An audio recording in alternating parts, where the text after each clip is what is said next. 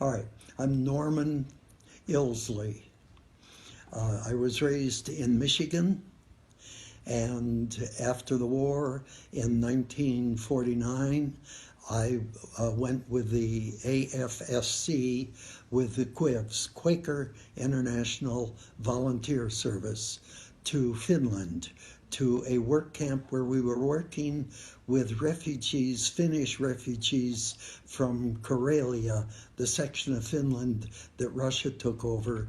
And these refugees had to come up to Finland and clear forest land in order to set up farms. They had cut down the trees, they were using the trees for lumber, but we helped pull out the stumps. That was our primary work. We lived in the village of Vierama, and we lived in the school during the summer. And during the daytime, some of the girls in the work camp took care of children for the village as a daycare center. And most of us fellows worked on the timber and pulling stumps and building some houses. That was our work there. We had good fun doing it.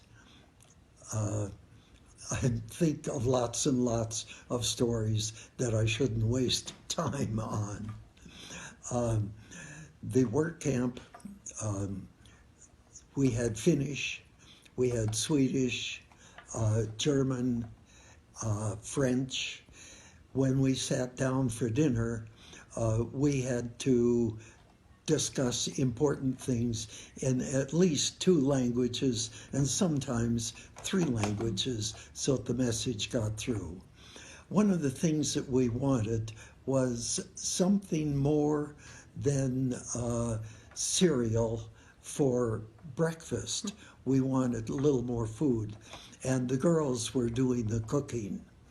Well, in order to get more cereal for breakfast, we found out that happened in the evening.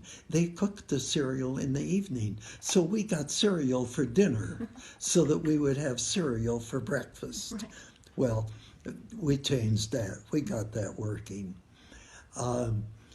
We had a close relationship with the Finnish, both with the local farmers and with the refugees who were coming across from Vierama. The last weekend that we were there, and we had a trip around to all of the houses that we had built. When we built a house, we would start with the sauna. We would build the sauna building first, and the people could live in that because it was warm. And then while they were in the sauna, we would build their houses. We went around to each of these houses the last weekend, and I counted that Sunday that we went around, I had 25 cups of coffee, because you had to have 1 cup of coffee, and then you had to have a second little cup of coffee. And I did 25 cups of coffee in one evening. That was our trip to Finland. Wow. Do you want a little bit on then again in about 1950, I went to Holland with QIVS, again for the Quaker Voluntary Service, and we were working on the island of Oudatonga, cleaning up after the flood when the North Sea came over the dikes and flooded the whole island.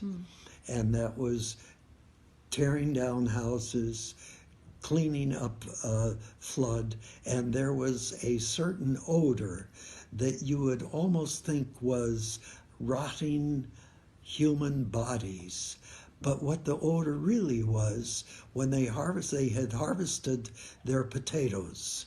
And they harvested the potatoes, put them in a pile in the field, and covered the pile with some straw and then soil. When that got flooded, and those potatoes began to rot. It put up an odor that was most unpleasant and covered the whole island. We were building houses. There was a Dutch fellow working with me. I can almost remember his name. And he and I were both pretty good at doing carpentry work. And so we rebuilt some windows that had been broken. And we went to the local window shop that was reopening, and we asked the owner if we could use their handsaw for cutting lumber for making windows.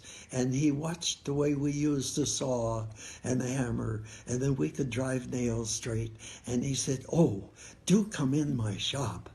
And he let us use his nice new tools that he had just bought, and a power saw and a power sander and other tools like that for making windows. And we ended up making windows for several houses. That was our trip in Holland, and I still occasionally hear from him. Yeah? Oh. Yeah. And and he worked for the shop during the year, worked for